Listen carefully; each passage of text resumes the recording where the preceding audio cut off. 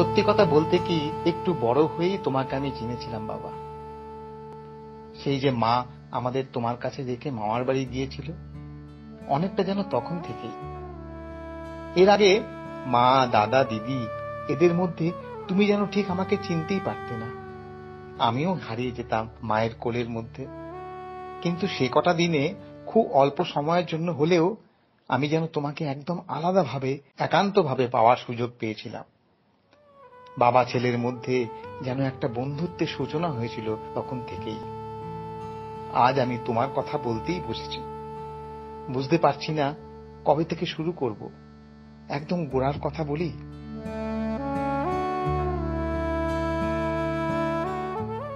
আমি তখন সবেমাত্র জন্মেছি। মা খুব অসুস্থ, লক্ষ্মীর মা তখনও আসেনি। তুমি ও দিদি মিলেই আমাকে সামলাচ্ছ। সারাদিন তো দিদি যতক্ষণ সময় পেত আমায় দেখত। দিদিরও তখন কতটুকুই বা বয়স, মাত্র 9 বছরের মেয়ে। মা অসুস্থ, দাদা তখন 3 বছরের। যাই হোক, সারাদিন যেভাবে খুব কেটে যেত।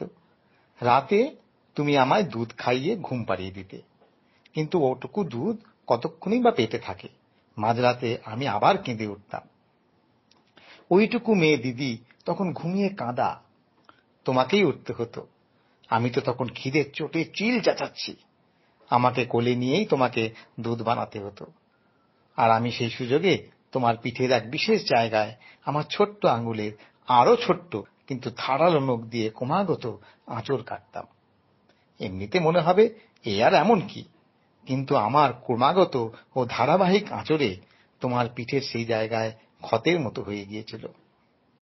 আর আমি সেই ক্ষতের ওপরেও নতুন করে আঘাত হানতাম। কিছুদিন পর তোমার সেই পিঠের ক্ষত ভালো হয়ে গেলেও আমি কিছুটা বড় হয়েও তোমার সেই পিঠের দাগ দেখেছি। দাদা ও দিদির সময়ে মা সুস্থ থাকায় ওরা ওভাবে তোমার হাতে যত্ন পায়নি, আমি পেয়েছিলাম।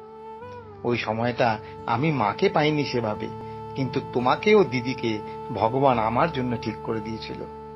এর জন্য আমার নিজেকে ভাগ্যবান বলে মনে হয়।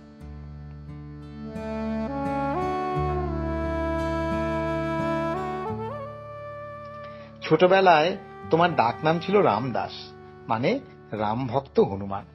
আর ভালো নাম ছিল প্রশান্ত। দুদিক থেকেই একেবারে সার্থক নামা ছিলে তুমি। ছোটবেলায় যেমন দুরন্ত ছিলে, বড় হয়ে তুমি অতটাই শান্ত, ধীর স্থির হয়ে গিয়েছিলে। তোমার ছোটবেলার কত গল্প, কত অভিজ্ঞতার কথা যে তুমি আমায় বলতে, তার ঠিক নেই। আর আমি হাঁ হয়ে শুনতাম তোমার সেই সব গল্প। আমিও তোমার সাথে চলে যেতাম তোমার ছোটবেলার দিনগুলোতে। অপু, অসিত, রমা, তোমার এই সব বন্ধুরা যেন আমারও এক প্রকার বন্ধু হয়ে উঠেছিল। গল্প শুনতে শুনতে আমিও ওদের সমবয়সী হয়ে উঠতাম মাঝে মাঝে। এরকমই একটা গল্প এখন হবে নাকি? একেবারে তুমি হয়েই সেই গল্পটা বলছি। শোনো তাহলে সবাই।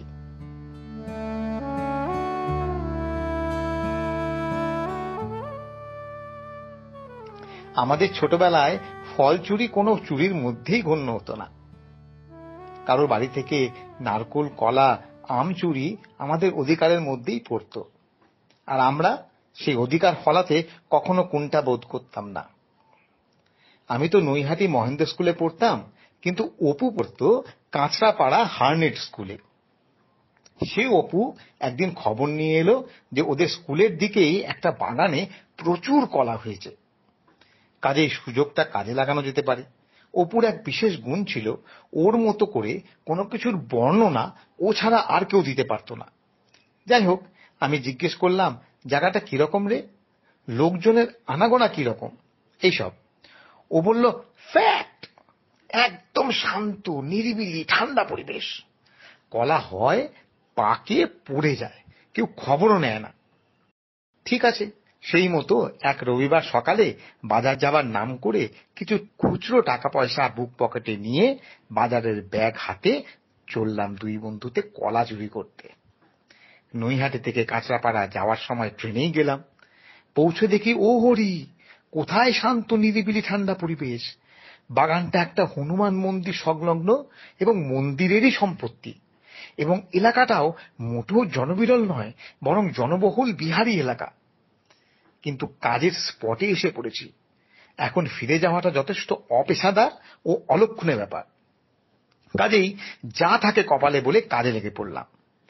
ওর মধ্যেই কিছুটা লোকচক্ষুর নজর বাঁচিয়ে পাঁচিল টপকে বাগানে ঢুকে কলা পেরে সঙ্গের বাজারের ব্যাগটা ভর্তি করা হলো। এবার ওখান থেকে বেরোবার পালা। কিন্তু বেরোবার সময়তেই ঘটল বিপত্তি। এমনই কপাল, ওই সময়ই বাগানের সেই পাঁচিলটাতেই খুঁটে দিতে এসেছিল এক বিহারী মহিলা। সে আমাদের দুজনকে এক ব্যাগ কলা হাতে করে বাগানের পাঁচিল টপকাতে দেখে ফেললো এবং সাথে সাথে হেই মন্দির কা কেলা চোরি করকে ভাগলে হাই রে, পাকড়ো পাকড়ো বলে ছুট লাগালো। সাথে সাথে অপুর কাছ থেকে এক বিশেষ বর্ণনামূলক উক্তি ভেসে এলো। রামদাস, এমন করে ছোট যেন কেউ ধরতে আসছে। তার বলতে মন্দিরের পাশেই বিশাল মাঠ, আমাদের সেই মাঠ পেরিয়েই ফিরতে হবে। দুজনে সেই মাঠের মাঝ বরাবর দৌড় লাগালাম। পেছনে একবার তাকিয়ে দেখলাম অন্তত জনা 30 বিহারী লোক জয় বজরং বলি বলে লাঠি হাতে আমাদের তাড়া করে আসছে। এত তাড়াতাড়ি এত লোক কিভাবে জোগাড় হয়ে গেল জানি না, হয়তো বজরং বলির কৃপাতেই। যাই হোক, আমরা পড়ি কি মরি করে দৌড়তে লাগলাম। একটা খুচরো পয়সা বুক পকেট থেকে পড়ে মাঠে গড়িয়ে চলে গেল।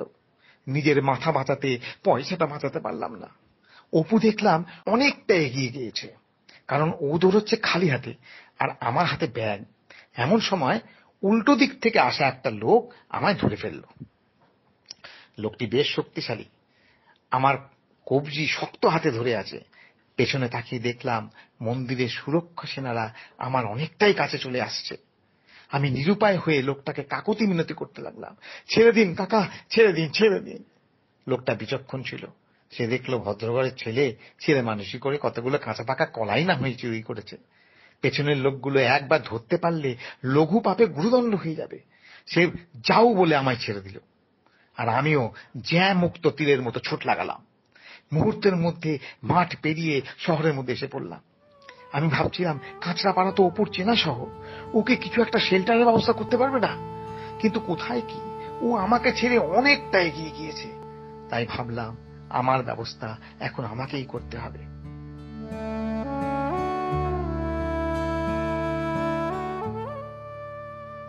আমি বড় রাস্তা ছেড়ে পাশের ছোট রাস্তায় ঢোকার আগে দেখতে পেলাম অপু ম্যারাথন দৌড়ানোর মতো করে বড় রাস্তা ধরে একেবারে সোজা দৌড়চ্ছে দৃঢ়তার সাথে। আর আমি কেবলই রাস্তা বদলাতে লাগলাম যাতে আমাকে চট করে কেউ ধরতে না পারে। কিন্তু রাস্তা বদলাতে বদলাতে একসময় এক অন্ধ গলিতে এসে পড়লাম। কি করা যায় এবার?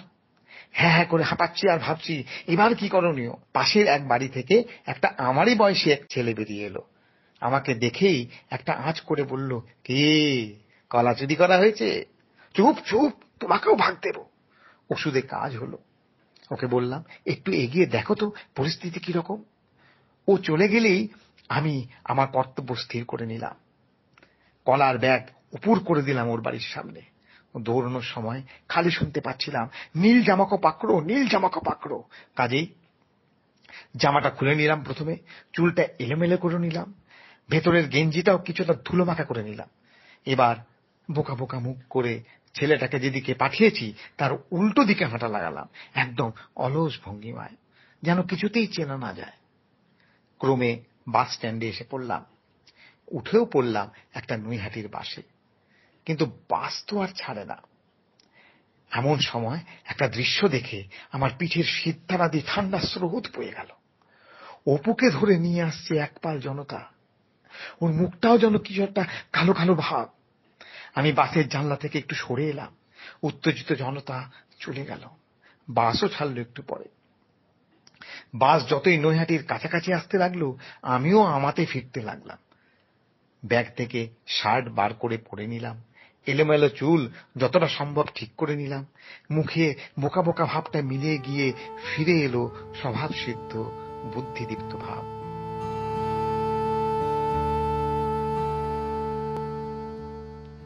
নৈহাটিতে বাস থেকে নেমে দেখলাম অপু হাসে দাঁড়িয়ে আছে। ও বলল, এসে গেছিস ভাই? আমিও এসে গেছি। আমি বললাম, অপু আমি তোকে দেখেছি রে। অপু তখন কাঁদো কাঁদো হয়ে বলল, ভাই ওরা আমায় ধরেছিল। বাকিটা ওর মুখ থেকেই শুনলাম। ওরা আমাকে ধরাতে আমিও বললাম, I am not a thief, I M a student of Kanchrapara 100 school. যাই হোক, ওরা আমাকে পুলিশ দিতে চাইছিল, কিন্তু উপস্থিত জনতা বলল, এ কি করলে, কলাই তো চুরি করেছে, আর তো কিছু নয়, তাছাড়া চোরাই মাল, সে কলাও তো ওর কাছে নেই, না, ওকে পুলিশে দেওয়াটা বাড়াবাড়ি হয়ে যাবে। তাহলে কি করা যায়? ওদের মধ্যে একজন বলল, সেই হনুমান মন্দিরে গিয়ে বজরংবলীর কাছে নাকে খত দিতে হবে। এটা সবার পছন্দ হলো। আমি যখন ওকে দেখি, তখন ওকে সবাই ওই মন্দিরের দিকেই নিয়ে যাচ্ছিল। যাই হোক, এই হলো গিয়ে ব্যাপার। ও, আরেকটা কথা, যে ছেলেটাকে আমি পাঠিয়েছিলাম খবর নিতে, আরে যাকে কলার ভাগ দেব বলেছিলাম, সেও এসে জুটেছিল সেই জনতার সাথে। ও বলল, আমি জানি এর আরেক সাগরেদ কোথায় আছে। তার কথা মতো কয়েকজন গেল তার সাথে আমায় বমাল ধরতে, কিন্তু এসে দেখলো পাখি উড়ে গেছে, এবং কলার ভাগ নয়, সমস্ত কলাই ডাই হয়ে পড়ে আছে ওরই বাড়ির সামনে।